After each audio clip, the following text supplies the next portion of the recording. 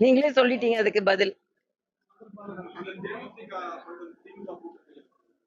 அதுதான் என்ன பொறுத்த வரைக்கும் இது வந்து ஒரு மூழ்கிற கப்பல்ல அவர்கள் சென்றிருக்கிறார்கள். கேப்டனை கொண்டு மூழ்கிற கப்பல்ல கேப்டனா அவங்க தொண்டர்களை உட்கார வைத்திருக்கிறார்கள் என்பது எனக்கு மனவேதனை.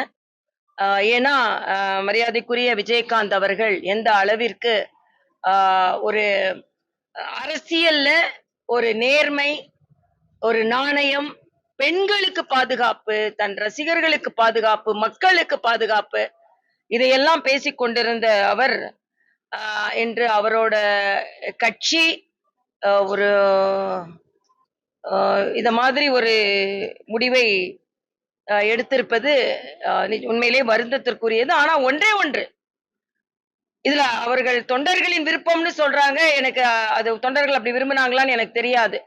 நிச்சயமாக தமிழக அரசியலில் ஒரு மூழ்கும் கப்பலை கேப்டன் கேப்டன் என்று தலை நிமிர்ந்து சொல்லிக் கொண்டிருந்த ஒரு கேப்டனின் கட்சி மூழ்கிற கப்பல்ல கேப்டனா போனா எப்படி இருக்குமோ அப்படித்தான் இன்று சூழ்நிலை. இதுல தமிழக முதலமைச்சர் இது வந்து மிகப்பெரிய ஒரு சவால், flow to the Amit Shah NDA அப்படின்லாம் சொல்ற அளவுக்கு ஒண்ணும் இல்லைங்க.